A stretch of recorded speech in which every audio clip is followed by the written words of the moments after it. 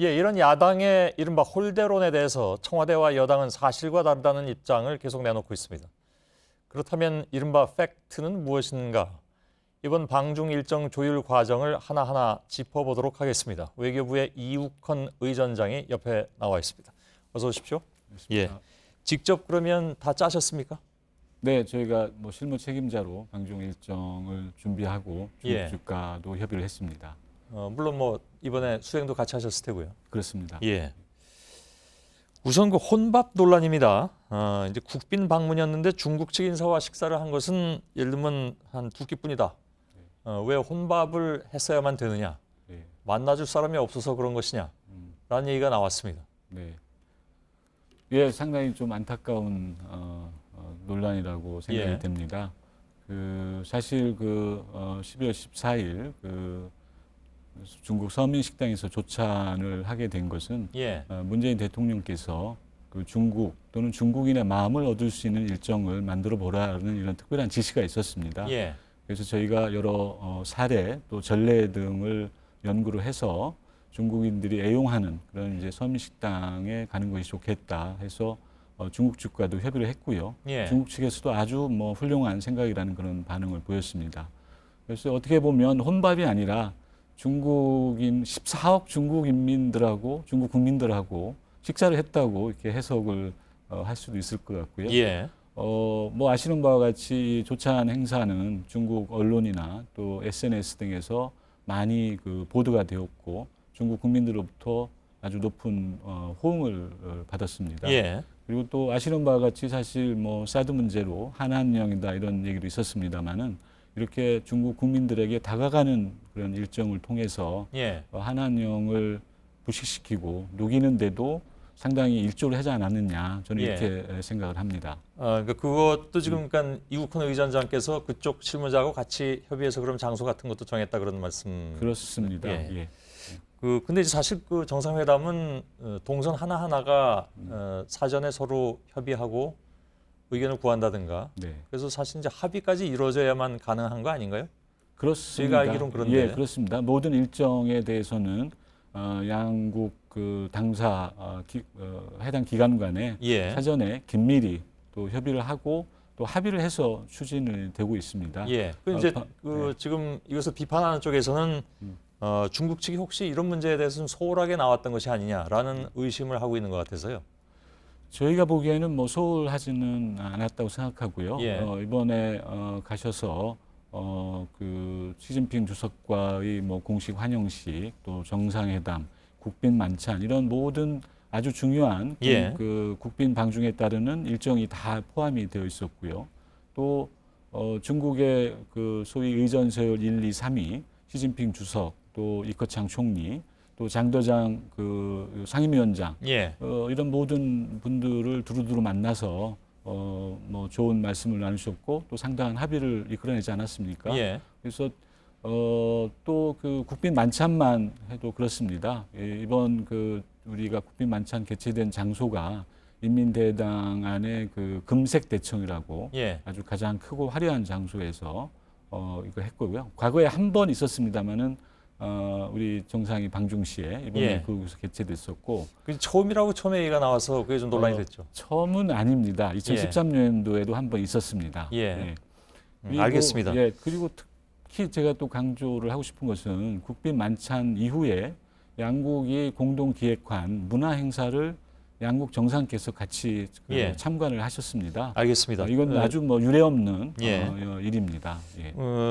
그냥 얘기가 여러 가지로 좀 뭐랄까요, 야당이나 이런 쪽에서 문제 제기하고 있는 부분만 좀 여쭤보도록 하겠습니다.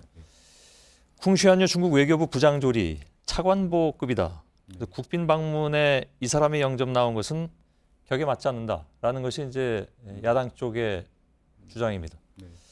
그래서 이전에 있는 있었던 다른 대통령 때 방중하고 비교하면 대충 답이 나오지 않나 싶어서 네, 저희가 이제 조사를 해보면 예. 2006년 노무현 대통령 방종시라든가 2012년 이명박 대통령 방종시에도 예. 당시 그 부장조리급 차관보급이라고 할 수 있죠. 근데 제가 이제 나왔던 적이 있습니다. 그 방문 형식이 또 문제가 될 수 있습니다. 왜냐하면 네, 네. 이번에 국빈 방문이었기 때문에. 네, 예. 그럼 그때도 국빈 방문이었던 저희는 거죠? 그렇게 알고 있고요. 예. 그다음에 특별히 이번 콩시시안 부장조리는 사실상 그 아시아담등 부부장 역할을 대행을 하고 있습니다. 예. 그래서 사실상은 뭐 부부장급 인사라고 저희가 볼 수도 있습니다. 예.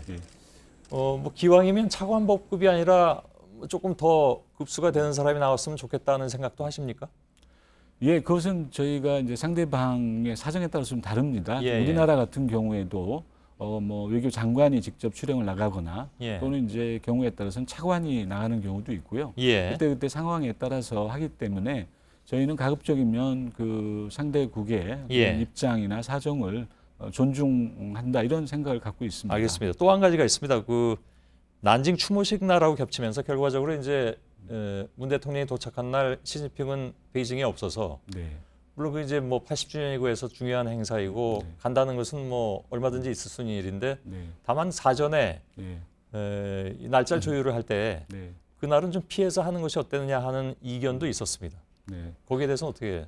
저희가 이제 그 중국 간의 협의를 거쳐서 예. 양국 정상의 일정 등을 감안을 해서 12월 14일 정상회담 등 공식 일정을 갖기로 합의를 했었습니다. 예.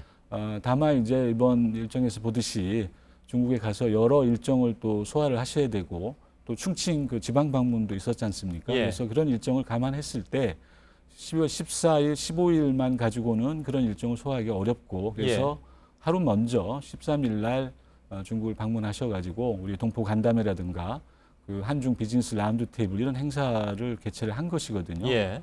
그리고 사실 그 외국 정상이 방문 중에는 그 나라 정상도 정상적인 직무를 하게 되어 있습니다. 예. 그래서 국제적인 관례로 볼 때 우리 정상 방문 시에 시 주석이 뭐 베이징에 없었다 이런 것이 큰 뭐 외교 관례에 비춰볼 때 큰 예. 문제라고는 생각지 않습니다. 알겠습니다. 사실 뭐 그 제기되는 문제들이 조금 더 있긴 있는데 시간은 좀 제한되어 있기 때문에 그냥 한 가지만 더 말씀드리죠.